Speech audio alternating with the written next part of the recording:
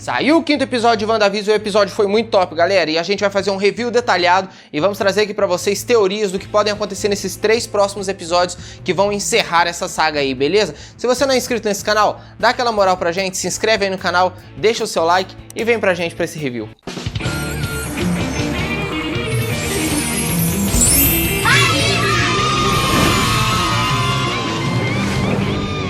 Anima aí, galera, você fala com o Wallace Bezerril e no episódio de hoje de WandaVision, bom, nós tivemos aí confirmações de muitas coisas, nós tivemos muita coisa bacana pra gente tirar aqui hoje, muitas teorias que a gente vai trazer e não é teoria furada, né, não é aquelas coisas falsas que a gente anda vendo por aí, não, nós vamos trazer coisas realmente consistentes de acordo com o que nós vimos no episódio, ok? Bom, depois do episódio 4 a gente ficou aí na dúvida se a gente ia continuar assistindo o programa da Wanda, né? E acabou que a gente continuou vendo, né? E ainda tem algumas cenas que passaram nos trailers que a gente ainda não viu. Mas a gente já começou a ver hoje a referência dos anos 80, não é mesmo? E parece que ainda tem algumas coisas pra acontecer, como por exemplo a festa de Halloween, que a gente não viu. Acho que é a única coisa que tá faltando pra gente ver ainda que a gente assistiu nos trailers, né? Mas a gente viu hoje aí as cenas, né? Dos bebês, as chupetas sendo cuspidas pra cima, tantas coisas que a gente já tinha visto, né? Nos trailers. Começando por essa cena, né? Começando pelos bebês chorando, uma coisa muito interessante e que já tira completamente as nossas dúvidas. A série está esfregando na nossa cara que a Agnes não está sendo controlada pela Wanda ali dentro. A gente viu no episódio número 4 que a foto da Agnes tá lá atrás naquele quadro de pessoas desaparecidas de Eastville.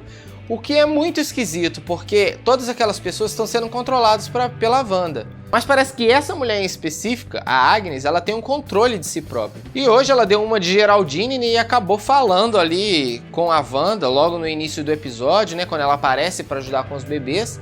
E o Visão dá a entender que tá com um super zelo pelas crianças, que não deixa ela colocar a mão nas crianças, né? Ela dá a entender, né, pra Wanda de que a Wanda pode mudar isso dali, né? Ela olha pra Wanda e fala assim, quer que eu volte? Quer que eu faça de novo? Ou seja, quer que eu encene mais uma vez pra gente corrigir, né? Esse probleminha aí de edição, né? E a Wanda percebe que ela falou isso e acha esquisito, mas ela deixa rolar, o que é mais estranho ainda. A Wanda deixa rolar essa situação. Sendo que quando a Geraldine fez algo parecido, né? A Mônica fez algo parecido, ela expulsou ela daquele plano. O que aconteceu ali? Será que a Agnes ela consegue fugir do controle da Wanda e ainda manipular a Wanda por cima?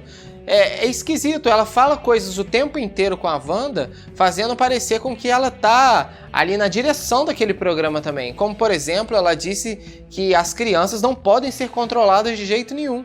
O que é muito esquisito, porque realmente a Wanda não controla, por exemplo, o crescimento dos filhos dela. Tanto é que eles fazem 5 anos e 10 anos... E de repente, quando eles perdem, né, o cachorrinho, né, quando o cachorrinho morre com menos de 5 minutos de episódio que eles tinham ganhado, parece que ela pede para eles para que eles não cresçam de novo, para que eles controlem as emoções, né? Ou seja, a Wanda também não controla os próprios filhos, né? Bom, até aí tudo bem, a gente sabe, né, que eles têm poderes também, né? Então pode ter sido esse o motivo. Mas e a Agnes? Por que a Agnes não é controlada?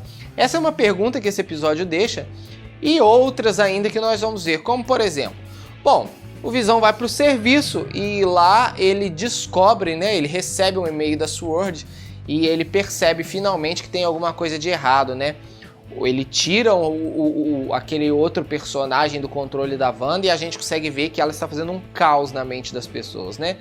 As pessoas reclamam de ser dolorido, de ser sofrimento puro. E o Visão fica desesperado, inclusive, né? Ele vai pra casa pra ele poder ver, né? Pra ele poder falar com a Wanda, né? Inclusive, eles entram em atrito por conta disso, né?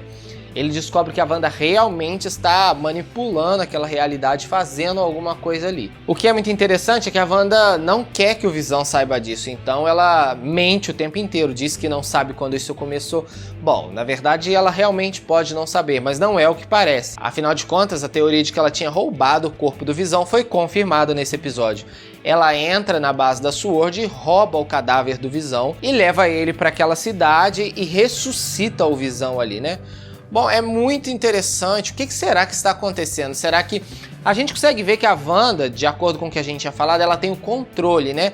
Diferente de muitos outros canais sensacionalistas que disseram que ela estava sendo controlada e que Mephisto isso e que Mephisto aquilo. Bom, na verdade a gente tinha teorizado mais lógico, assim, pra logo de cara, né? De que ela realmente estaria no controle dessa situação. E a gente viu que é verdade.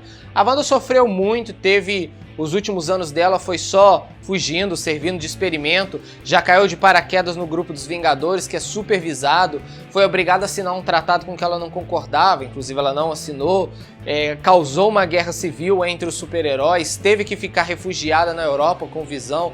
Bom, enfim, só aconteceu desgraça, inclusive a morte do Visão.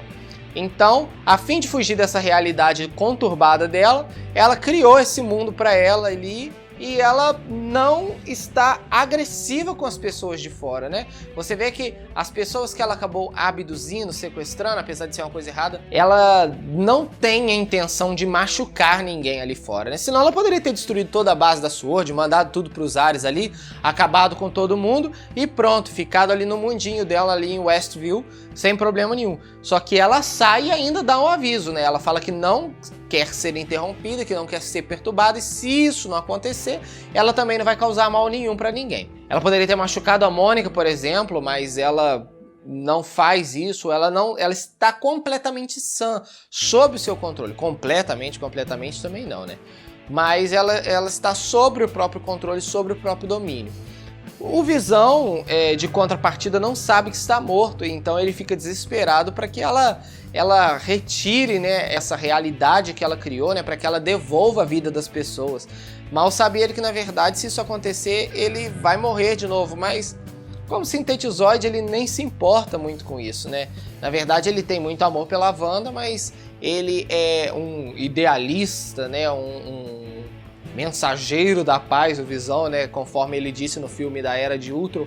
Então o que ele quer mesmo é que as coisas retomem a normalidade, né? A gente vê aí dentro do quartel-general da SWORD muita coisa bacana pra gente tirar, como por exemplo, a gente ali tem as referências, né, do filme dos Vingadores Ultimato, que é muito esquisito, porque eu poderia até dizer que a batalha foi filmada pelo QG dos Vingadores se ele não tivesse sido completamente destruído. É como se as pessoas do mundo inteiro tivessem assistido o filme, né? Assim como nós vimos, né? Porque como, por exemplo, que a Monica Rambeau sabe que a Wanda poderia ter destruído o Thanos sozinho, que só não fez porque ele iniciou um ataque aéreo. Ou então como que o Agente U sabe que a Capitã Marvel quase deu conta dele sozinho. Essas coisas são, assim, meio que um furo de roteiro, mas ainda assim uma licença poética, né? Pra dizer que todas as pessoas sabem o que houve. Mas a menos que os Vingadores tivessem relatado coisa por coisa, que seria impossível, que cada um tava num canto daquele campo de batalha, seria impossível realmente que todo mundo ficasse sabendo dos acontecimentos de forma simultânea. Mas é muito legal essa disputa, né, que a Rambeau faz ali com a Agente U, dizendo assim, não, quem é melhor? A Capitã Marvel? É a Wanda? Mas de todas as formas a gente sabe que as duas teriam vencido o Thanos sozinho, né? Nesse momento tem uma coisa que a gente ainda não pescou, assim que a gente pescar a gente traz aqui, que é a Mônica dizendo que vai ligar para uma capitã da Força Aérea excelente que ela conhece, e eu não sei quem é essa personagem. E ela para nesse momento quando ela é alertada a respeito da Wanda estar trocando a realidade, alterando a realidade, para ela ir dar uma conferida nas roupas dela. Bom, a gente vê que o poder da Wanda é realmente ilimitado. Ela está controlando várias pessoas ao mesmo tempo. É até interessante que em conversa com o Visão, ela faz essa alusão de dizer assim, por um acaso você acha que eu estou controlando tudo e todo mundo? E controlando o horário que as pessoas saem de casa, cortam a grama, passeiam com animais, vão ao dentista. Isso é muito interessante, né? Ela está ali mostrando a expansão do poder dela, né? E o Visão realmente, ele não duvida de que ela poderia fazer isso, né? Ele fala, ó, essa altura do campeonato estou ignorando as estatísticas. Isso é muito bacana também. Esse episódio, na verdade, ele foi basicamente isso. Ele serviu para mostrar, né, o poder da Wanda, né? E que ela realmente está no controle. E a outra coisa que o episódio tenta mostrar é a respeito da Agnes e da total compreensão dela do que acontece. Tanto que a Wanda para de esconder dela, né? A Wanda cria a coleira do cachorro ali e o Visão fala assim, Wanda, ultimamente eu não estou entendendo o que você está fazendo, né? Ela fala, eu tô cansada de me esconder. Ela está sob o controle de tudo ali. Então, no ponto de vista dela, tanto faz se as pessoas verem, ela apaga a mente das pessoas de novo, né? Mas a Agnes, isso não acontece com a Agnes de forma nenhuma, isso é muito esquisito. A Agnes, ela com certeza está por trás disso de alguma outra forma que a gente ainda não sabe como. Nós vamos falar aqui sobre a aparição, né, que infelizmente, poxa, um grande infelizmente, não foi surpresa para ninguém mais nesse planeta, a aparição do Evan Peters enquanto Mercúrio. Bom, existem duas possibilidades. Ou a Marvel resolveu trazer de volta esse personagem da morte, mas trocou o ator na intenção de aproveitar o Mercúrio dos X-Men, né? Ou aquele não é o Mercúrio de verdade. A gente consegue ver que a Wanda ficou muito surpresa ao ver o Mercúrio.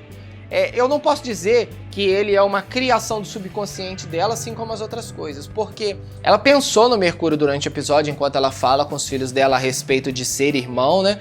E ela sentiu uma saudade, mas ela disse que não dá pra alterar a morte. A gente sabe que é mentira pra ela, né? Ela dá a entender que ela não pode trazer uma pessoa de volta da morte, e aí é que é esquisito, porque o Mercúrio aparece na porta dela e ela se mostra surpresa, né? A Darcy fala ali, nossa, ela reescalou o Pietro, né, o Mercúrio, mas na verdade parece que não.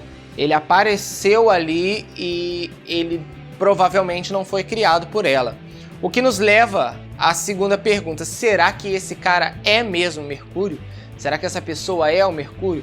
Seria muito bacana a gente assistir um Mercúrio, né, do Evan Peters voltando para esse universo, né? Apesar de que a Fox fez tanta né? Porque, como a gente viu em X-Men Dias de um Futuro Esquecido, o Mercúrio não tem irmã, muito menos gêmea, né? Ele, apesar de lá ele ser filho do Magneto, né? O Magneto teve uma outra filha em outro casamento, a gente vê em X-Men Apocalipse, mas ela morreu muito novinha, morreu enquanto criança, né? E não era gêmea dele, do Pietro. Então é muito provável que, na verdade, esse Mercúrio que tem aparecido agora, para ela não ter estranhado e reconhecido, ele pode ser uma versão mais nova do irmão dela, é a explicação de número 1, ou a explicação de número 2, que realmente esse cara não é o Mercúrio e que a Wanda tá enxergando nele outra coisa, e a Marvel quis fazer essa agradável surpresa pra gente, trazendo o Evan Peters de volta. Bom, de toda forma, a única coisa que aqui dentro do meu achar, do que eu acho, é que esse Mercúrio aí, ele pode ser um impostor, né? A Wanda não conhece, ela não criou ele, e aí a gente vai ver aí nos próximos episódios o que pode estar acontecendo, e a gente fica curioso, né, para saber, mas é muito provável que esse Mercúrio aí seja um impostor se passando pelo irmão dela por algum motivo, né? Mas se fosse, a gente gostaria muito que fosse ele o Mercúrio, né? Estariam trocando, né, o ator Aaron Tyler Johnson, né, que fez o papel do Mercúrio, por esse, né, para aproveitar, o que também não significaria que eles vão aproveitar todos os atores de X-Men, mas seria muito bacana. Só que não é o que eu acho, né? Eu acho que realmente esse Mercúrio é um impostor. Bom, nós vamos ficando por aqui com esse review e a gente vai trazendo mais coisas pra você com o passar da semana, beleza? E se você discorda ou concorda, deixa aí nos comentários, fala com a gente o que você achou, beleza? Olha, muito obrigado por ter assistido esse vídeo até aqui e aquele abraço.